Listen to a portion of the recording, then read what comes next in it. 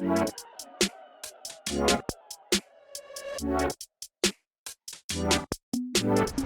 here at NFT Fest with the man, the myth, the legend from Australian Open, the Metaverse King, Mr. Ridley Plummer. Thanks for having me.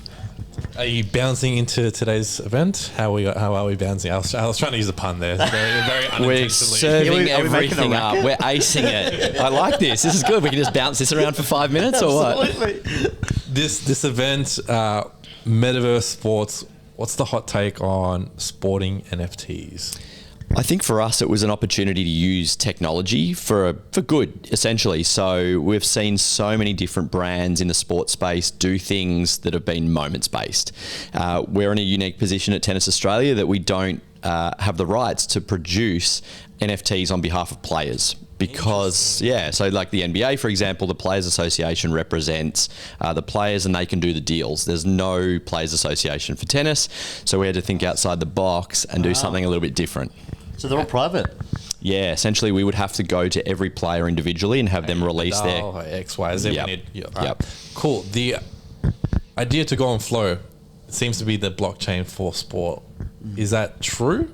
Or is that what we're all just seeing on the surface? Look, I think we went ETH, so we chose to sort of go full Web3. I think we wanted to talk to a very crypto NFT native community, and we were moving so quickly that I think we just wanted to get into the market as soon as we could, and we were really time bound by the Australian Open starting in the middle of January, and we started our project early November last year, so we didn't really have the opportunity to talk to a lot of other, I guess, let's call them privately owned blockchains like Flow. So we just went full ETH and jumped straight in. And are more projects now coming to you to pretty much get advice? Because you are the leading in Australia for sporting Web3. Now they're looking at you guys as the leaders and how do we go about this whole thing? Is that a common case now? Absolutely. Whether it be other sports organisations, a lot of charities as well are sort of looking to us as to how do we use the technology to raise funds or do something creative to get out into market, or just even brands and other leagues or other teams just educating themselves in the space and having a conversation with us about what we did, how we did it, how it worked, what are we doing next, and then how they can learn from what we did. Absolutely. And so, it's November. We're obviously coming up to the Australian Open 2023.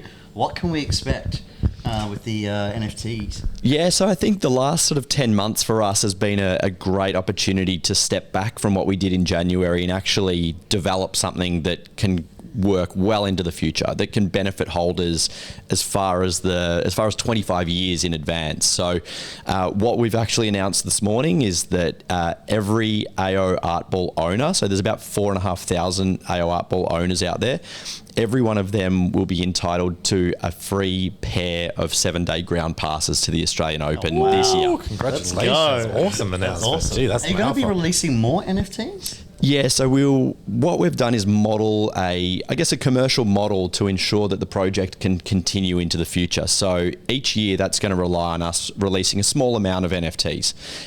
We'll release about 2,500 this year that'll get added into the collection. They'll all be unique, but what we've also done to offset that a little bit is ensure that everyone that owns an AO22 art ball automatically gets an AO23 art ball. They'll automatically get an AO24 art ball, and they'll continue to grow into the future as well. Because we're then adding more into the collection, we then need to redivide the court into equal parcels again. So everyone will get re-rolled into a new position this year as well. So if you're currently under the net, which is not a great position to be, you'll get re-rolled into somewhere maybe more likely to win a match-winning point. That is very intelligent because it then incentivizes people to pick up new balls every year instead of just having the one unique being the golden child. Have people they have to trade, and I'm sure you'll gamify that.